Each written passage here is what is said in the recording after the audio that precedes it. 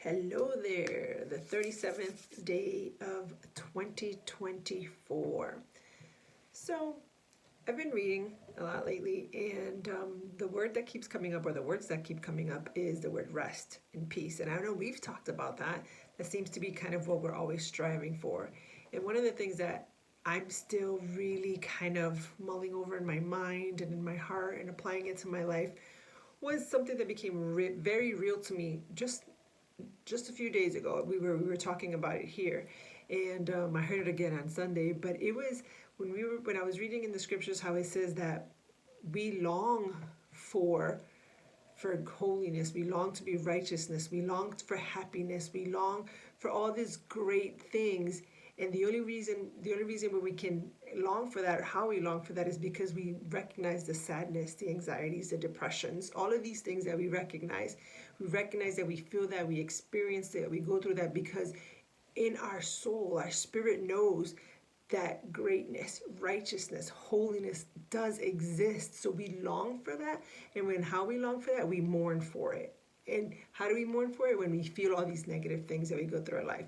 So that constant desire to have peace is something that we're always going to be struggling with. It's something that we're always going to be kind of going over in our minds and in our hearts. It's something that we just going to constantly be doing that.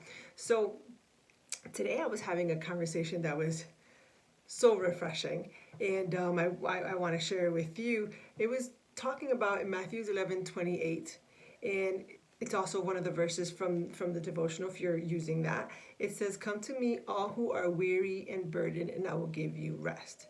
So the version that I was looking at, or that I kind of stayed at, because when I read the word, I read a bunch of different versions at the same time. I read one and I use it on my app, so I change the version and I change the version and I just keep changing the version just to see how it's translated, because there's some translations that are very literal, and it may kind of, the meaning may get lost for me, or sometimes when they're interpreting it and giving you the meaning, then the translations gets lost. So I like to look at a lot of different ones, and I want to see what God is saying to me. Obviously, you go to the natural first language and all of that, but we're not going to do all of that. But the version that I was looking at is the New American Standard Bible. And so I was looking at the word all, where it says, "Come to me all who are weary and burdened." And the word all had notes on there, and it said all meant all who work to exhaustion. Do you work a lot? I work a lot. And I've noticed in this past year and a half how much I've worked.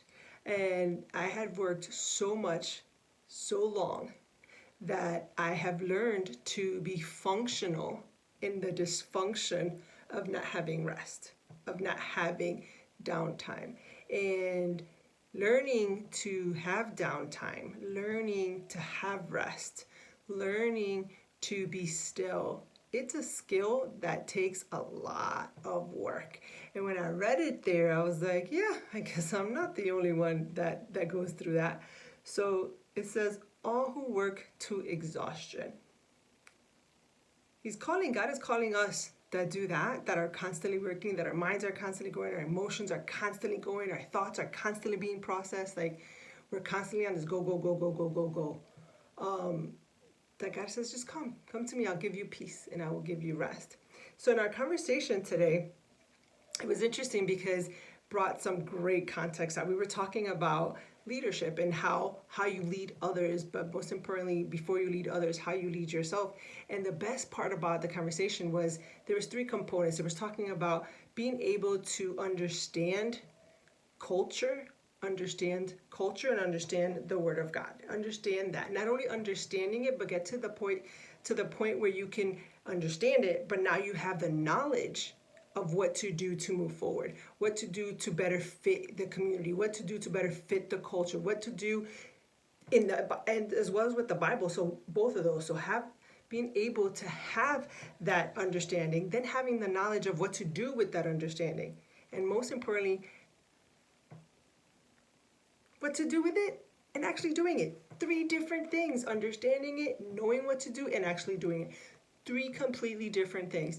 And what that was so impactful in our conversation was that we meet people in our lives. Understand, there's people in your life that are in one of those three areas. They may understand the culture, they may understand the family drama, they may understand their body, the way their body is reacting to, they may understand the word of God, like different levels of just life. Some people understand it, some people know what to do, and some people can actually do it. It would be perfect if we could do all three.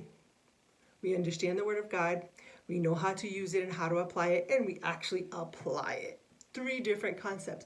But understanding and accepting that I don't have all three of them all the time in all areas of my life, whether it is in my finances, whether it is in my relationships, whether it is in my understanding of the word of God, whether it is in my understanding in school or in my job or wherever it is, I want to have all those three, but I don't master all those three all the time in everything I do. I mean, if I did, I wouldn't be here because I'd be perfect. And I'm so far from perfect. And so, but understanding that the people around us are on that same journey too. Understanding that some people understand what to do, what's the right thing to do. They understand what's the right thing to do. Some people actually know what to do next to fix it. And some people actually have the ability to move forward and fix it.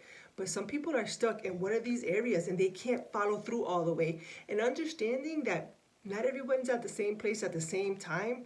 If you understand that and you can see people in that light, you'll be able to see people through the eyes of God, being able to say, you're not perfect, you mess up, you did these things, but you're in your journey, your process. Don't misinterpret what I'm saying.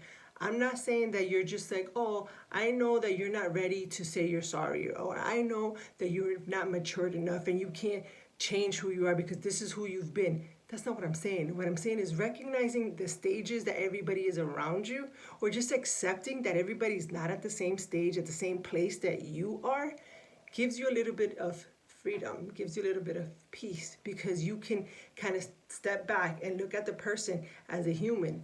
Look at the person in the mirror as a human and say, ooh, I know what to do. I know what's right to do. I know how to change it to make it better, but I don't have the willpower to actually do it.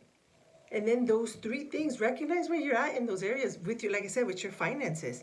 You know what to do, but sometimes we just don't get to do it. You know how to do your relationships right. You know how to behave. You know what to do to fix things, but sometimes we just don't have the willpower.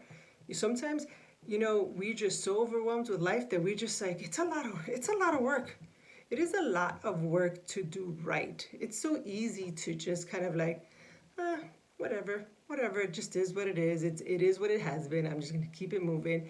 But no, God tells us to come to Him. All those that work till exhaustion, come to Him. He's going to give us rest. And another thing that the Dr. Estrada was saying today was that making changes in the margins of our lives changes the center of our lives. That is amazing. Think about that. If you make changes on the small things around in your life, you're going to make drastic improvements and changes in the center of your life, in the goals of your life, in the priorities of your life. Blew my mind. Time to look at the margins in my life so that I can change the center of my life. Whoa. Well, I hope that a lot of this information really kind of resonates in your life and you're able to kind of sit back, do inventory of your friends, do inventory of your peers, and do inventory on the person in the mirror. Where do you stand in your life? What's going on? What can you do to be a better person, a better you? Well, that's it for today. I will talk to you soon. Remember to like, share, comment, and subscribe. Bye.